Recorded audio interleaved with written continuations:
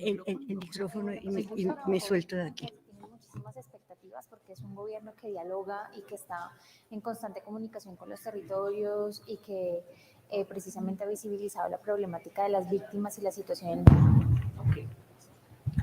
Difícil cometido me han confiado los organizadores de este seminario, encargándome una reflexión teológica a propósito de acciones de denuncia profética realizadas por las iglesias cristianas en el marco del conflicto armado colombiano de los últimos 50 años. Me propongo intentar esta lectura. Bueno, ahí saldrá después.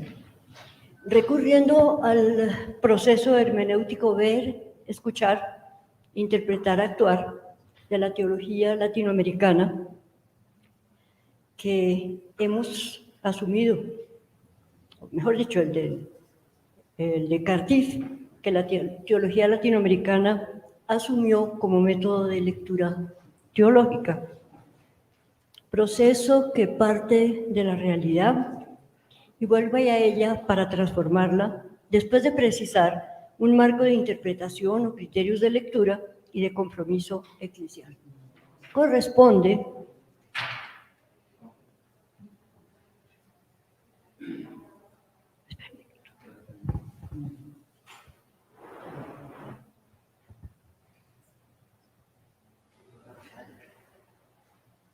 dice cortas.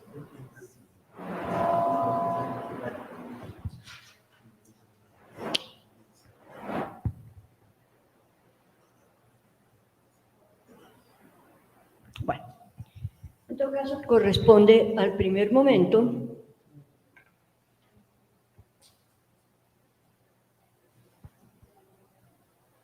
de dicho proceso hermenéutico, la escucha de los testimonios de denuncias proféticas que pretendo abordar en un segundo momento, el momento del interpretar, trayendo a la memoria algunos textos de la Escritura y del Magisterio Eclesial que dan origen y justifican el compromiso bautismal.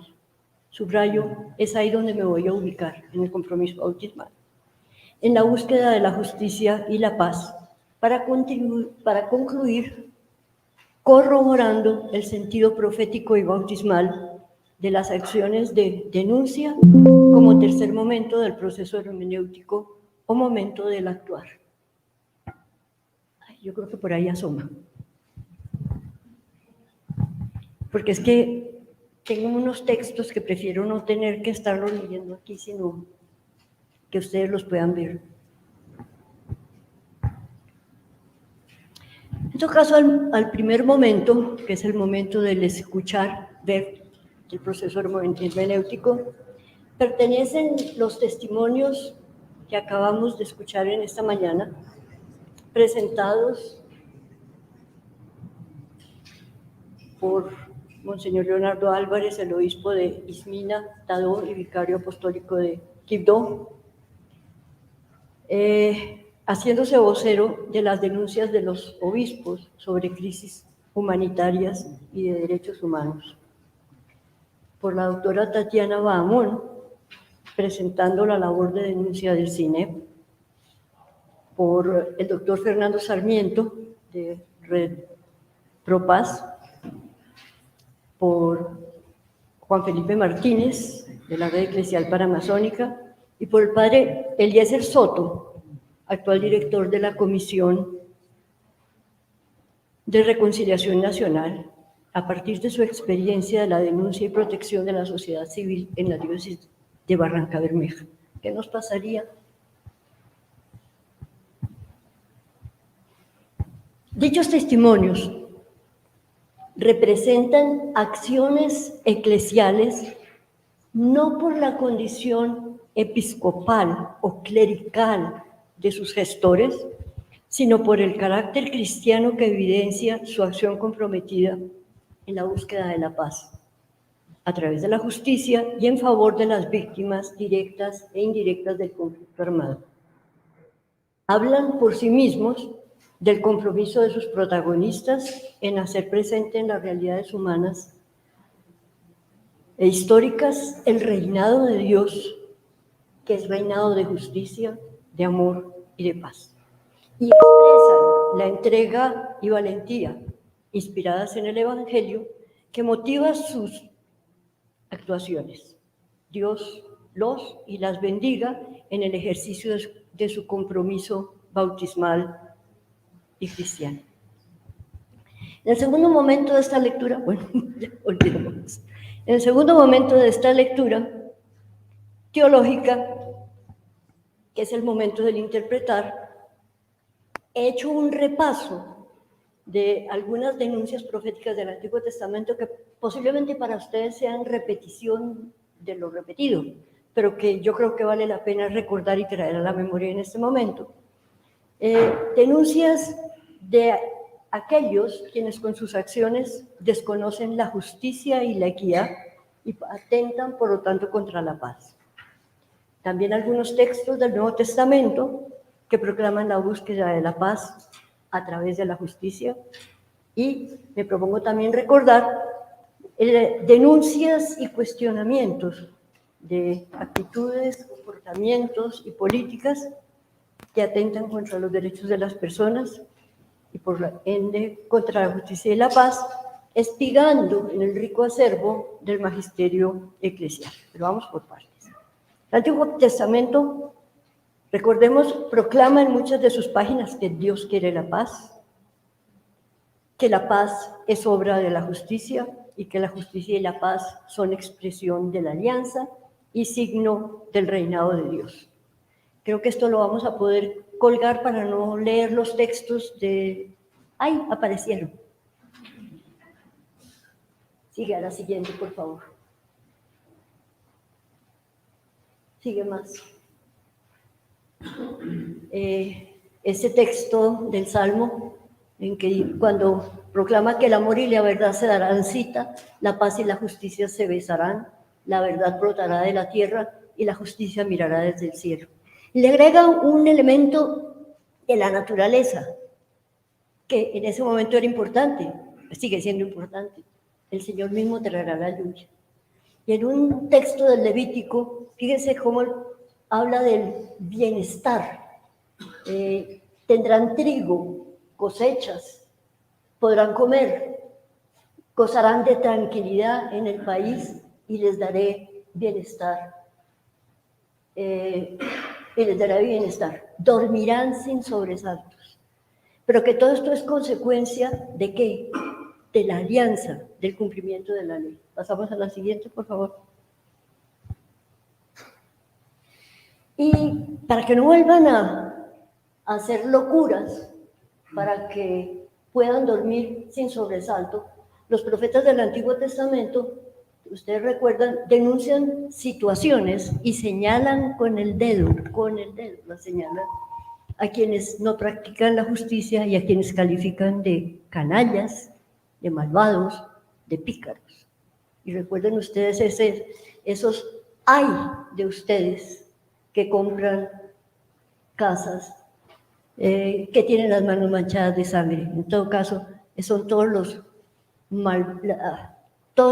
aquellos que atentan contra la justicia y la equidad.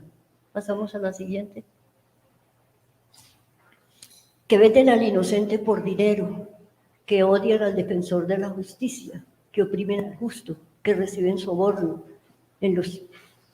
y que los tribunales hacen que el pobre pierda su causa. Pasemos a la siguiente. Y que se explican estas denuncias de los profetas en que las injusticias que los actores de las injusticias cometen son amenazas para la paz, porque la justicia ha sido despreciada, la rectitud se mantiene a distancia. Y por el contrario, cuando venga un rey que reinará con rectitud y gobernantes que gobernarán con justicia, entonces la rectitud y la justicia reinarán en todos los lugares. Y cierro con el Antiguo Testamento, con este hermosísimo anuncio de una era de paz que hace Isaías, convertirán sus espadas en arados y sus lanzas en guadaña. Ningún pueblo volverá a tomar las armas contra otro ni a recibir instrucción para la guerra. Pasamos al siguiente. Pero también las páginas del Nuevo Testamento proclaman la paz. Recordemos el canto de los ángeles, paz a los hombres que ama el Señor. El testamento de Jesús en la cena de despedida, les dejo la paz, y que en el Sermón del Monte bendijo a quienes trabajan por la paz. Dichosos los artesanos de la paz, porque Dios los llamará hijos suyos. Curiosamente, la justicia, al menos en la percepción que he tenido preparando esta reflexión, no aparece en la predicación de la justicia, perdónenme, en la predicación de Jesús, que tiene como centro el amor que supera, que va más allá de la justicia. Sin embargo, las bienaventuranzas mateanas declaran dichosos a quienes tienen hambre y sed de justicia y a los perseguidos por hacer lo que es justo. Recordemos que el mandato de Jesús es el amor, ese es su mandamiento, que se amen unos a otros. ¿Vamos? ¿Pasamos? Amor que, como lo planteó Jesús en el Sermón del Monte, supera la justicia, sobrepasa la justicia. Ese amor está más allá de la ley, e incluye al enemigo y se traduce en misericordia, como la que practicó el samaritano al que se le conmovieron las entrañas cuando vio al hombre herido al borde del camino y se aproximó a él. Y para los cristianos tiene además este acercamiento, este aproximamiento, como lo dice el Papa Francisco, tiene un contenido que es descubrir la presencia sacramental de Cristo en quien está al borde del camino. Lo que hicieron por uno de estos hermanos, por mí lo hicieron. Pasamos al siguiente. Y pasemos a los textos del Magisterio Eclesial que denuncian. Me he centrado fundamentalmente en denuncias que aparecen ahí. De Juan 23, en su encíclica Pacem in Terris, cuando habla de que la paz será palabra, la palabra vacía mientras no se funde sobre el orden, cuyas líneas fundamentales, movidos por una gran esperanza, hemos, como esbozado en la encíclica, en su encíclica, que es un orden basado en la verdad, establecido de acuerdo con las normas de la justicia, sustentado y henchido por la caridad y finalmente realizado bajo los auspicios de la libertad. Subrayo esta idea de cómo ese orden justo se alimenta en la caridad y en la libertad, ponía el Papa Juan. Vaticano II denuncia claramente cuanto atenta contra la vida, como las mutilaciones, las torturas, los conatos sistemáticos para dominar la mente ajena, cuanto ofende a la dignidad humana, las detenciones arbitrarias, etcétera, etcétera, etcétera, y todo lo demás. Seguimos. ¿Pasamos? También las condiciones laborales degradantes. Todas estas prácticas son infamantes, degradan la civilización humana, deshonran a sus autores más que a sus víctimas y son contrarias al honor o al querer del Creador. Y dice también Vaticano II en Gaudium et Spes, la paz no es la mera ausencia de la guerra, sino que es fruto del orden plantado en la sociedad humana. Y por tanto se plantean las exigencias para que ese orden social pueda existir y se traduzca en bienestar y en paz. ¿Seguimos? Esta paz en la tierra no se puede lograr mientras no se asegura el bien de las personas y la comunicación entre los seres humanos de sus riquezas de orden intelectual y espiritual. Nace del amor al prójimo, es imagen y es efecto de la paz de Cristo que procede de Dios Padre. Seguimos para no detenerme, porque estos son simplemente brochazos para sustentar lo que viene a continuación. La paz. La encíclica de Pablo VI sobre el desarrollo de los pueblos plantea o acusa un sistema que considera el lucro como motor esencial del progreso económico, la concurrencia como ley suprema de la economía, la prosperidad privada de los medios de producción como un derecho absoluto, sin límites ni obligaciones sociales correspondientes. Resalta que un cierto capitalismo ha sido la causa de muchos sufrimientos, injusticias y luchas fratricidas. Y reconoce, sin embargo, que sería injusto que se atribuyera a la industrialización misma los males que son debidos al nefasto sistema que la acompaña. Vamos al siguiente.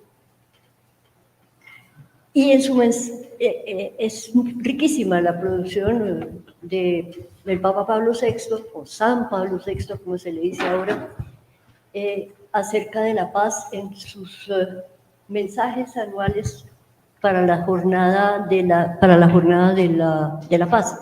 En este, que es el de 1977, denuncia las numerosas formas en que la ofensa a la vida parece convertirse en costumbre, en la venganza, en el terrorismo, en la tortura, en la represión, y señala las exigencias de la paz. Es imposible que la paz florezca donde la incolumidad de la vida se haya comprometido a este extremo. Donde reina la violencia, desaparece la paz. Y seguimos. Y finalmente, tenía preparada, pero se me alargaba mucho, las intervenciones de los 3 papas que nos han visitado, que también denunciaron las injusticias, las denuncias del Papa Pablo VI en 1968, las de Juan Pablo en 1986 y las del Papa Francisco en 2017. Pero me centro aquí en la riquísima encíclica Fratelli Tutti, a la que le hago una pequeña anotación o intervención editorial, agregándole entre corchetes Sorelle Tutti, para poder visibilizar a la otra mitad de la humanidad que no queda incluida en el sustantivo masculino plural fratelli. Es una invitación a la fraternidad abierta, reconociendo y valorando a cada persona más allá de la cercanía física, más allá del lugar del universo donde haya nacido o donde habita.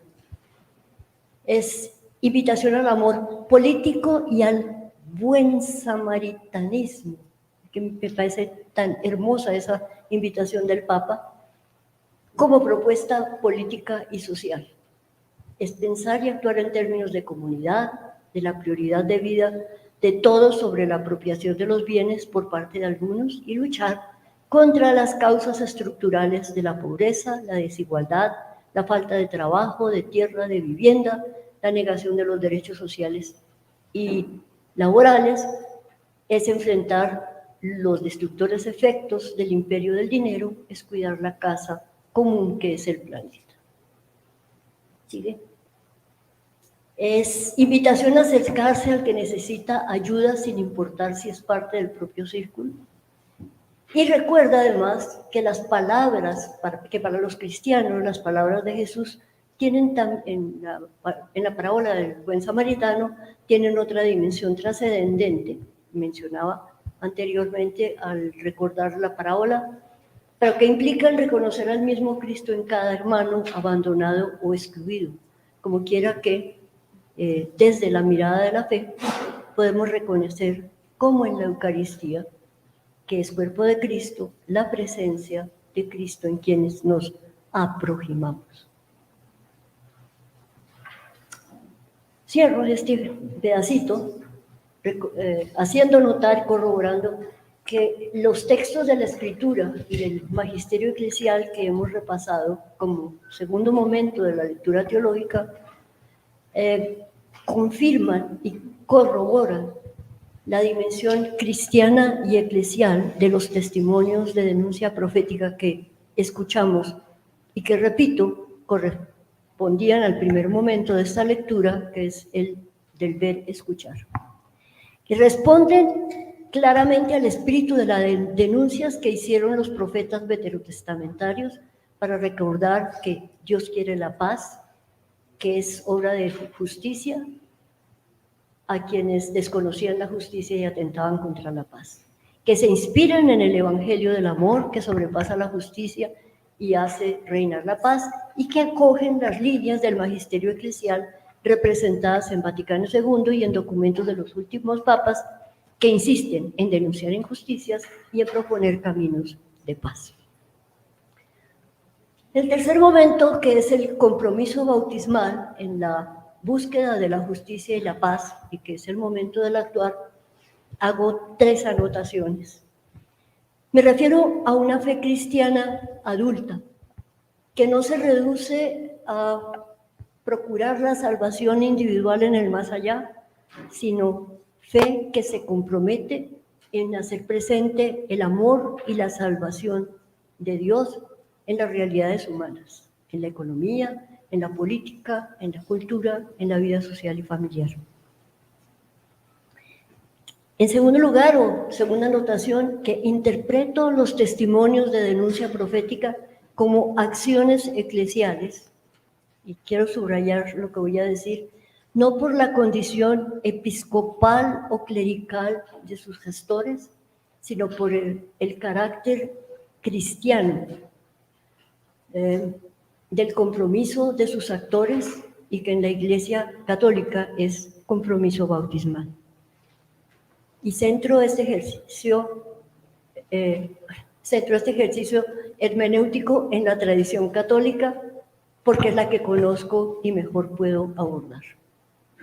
Esta interpretación se enmarca en las líneas eclesiológicas y de renovación eclesial trazadas por Vaticano II, por el ayornamiento, que significó el paso de la visión de iglesia jerárquica y piramidal a iglesia de comunión, de la iglesia preconciliar con una línea divisoria, el documento, la reforma gregoriana, la que plasmó la reforma gregoriana y que que registró el decreto de Graciano.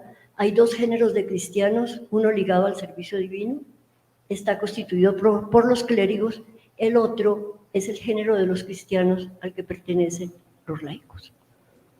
Y que esta constatación de línea divisoria entre unos y otros a veces termina eximiéndonos a quienes quienes no pertenecemos al Estado clerical de estas responsabilidades. La Iglesia de Vaticano II, como pueblo de Dios, como sacramento universal de salvación, en la que el Espíritu Santo, con diversos dones jerárquicos y carismáticos, dirige y unifica en comunión y ministerio.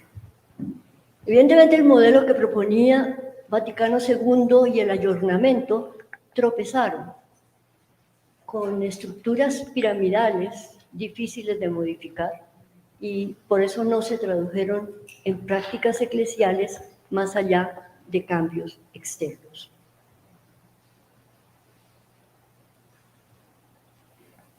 El Papa Francisco en su ejercicio de, abro comillas, repensar la Iglesia para que sea conforme al Evangelio que debe anunciar, y que me parece a mí es el centro de su ministerio, nos plantea la Iglesia como pueblo de Dios, que es más que una institución jerárquica, porque es un pueblo que camina hacia Dios, que peregrina hacia Dios, y que en virtud del bautismo recibido, cada miembro del pueblo de Dios es discípulo misionero, y en el que todos los bautizados, en todos los bautizados actúa la fuerza santificadora del Espíritu. Y desde la visión de la Iglesia, pueblo de Dios que camina por la historia, porque es sinodal, y Francisco nos ha puesto a redescubrir la sinodalidad, poniéndola en marcha, desde cuando se asomó en el balcón de San Pedro y dijo, ahora comenzamos este camino, obispo y pueblo, y que luego precisó que la sinodalidad consiste en caminar juntos laicos, pastores, obispo de Roma. Dale la siguiente. Desde esa perspectiva eclesiológica, he querido hacer la reflexión, y esto es lo que quiero destacar y subrayar, sobre los testimonios de denuncia profética, diferenciando y caracterizando. Por un lado, la Iglesia como institución y como actor social en el marco del conflicto. La Iglesia que en sentir común es, la Iglesia habló, anoche dijeron, la Iglesia habló, ¿por qué habló? Porque habló un vocero de la Iglesia institución. Y que desde su institucionalidad ejerce una tutela moral en la sociedad y que también por ello históricamente ha sido utilizada políticamente. Me ubico más en la comprensión de Iglesia como la comunidad eclesial, comunidad de bautizados y bautizadas, que viven su compromiso bautismal en la realidad social, independientemente del lugar que ocupan en dicha comunidad y de la función, servicio o ministerio que prestan en ella. Ay, ese se me pasó ese último. Pasamos a la siguiente. Es en la Iglesia como institución, distingo, como actor social en el marco del conflicto y que en el sentir común se identifica con los obispos y que desde su institucionalidad ejerce una tutela moral. No, pásame la siguiente. Distingo las acciones de la pastoral social que realizan los agentes de pastoral, ciertamente motivada esa acción por el espíritu del Evangelio y el compromiso bautismal, de las acciones de bautizados y bautizadas en ejercicio de la función profética que por el bautismo es participación en la misión de Cristo de la Iglesia. Y esto era lo que quería yo subrayar y destacar. Pásame a las siguientes. Me proponía recordar la responsabilidad bautismal en la transformación de las estructuras de pecado para hacer presente el reinado de Dios como reinado de la justicia, del amor y de la paz que Jesús, el Cristo, predicó e hizo presente. Y recordar que la construcción de un país reconciliado y en paz, en justicia y en equidad, en el que nadie se sienta excluido o menospreciado, que exige desarmar los corazones y abrirlos a la misericordia y al perdón, nos involucra personalmente como creyentes, como bautizados y como bautizadas, miembros de la Iglesia, pueblo de Dios, que camina por la historia, y no solamente a su jerarquía, ni a los programas de pastoral, que también son responsables, y que nos sirven de guía, de pastores finalmente, pero que no son los únicos, que nos corresponde a bautizados y bautizadas denunciar injusticias para hacer la paz, la justicia y la reconciliación, y que la labor de los agentes de pastoral representados en la jerarquía de la Iglesia no nos exime de esta responsabilidad al resto del pueblo de Dios. Muchas gracias.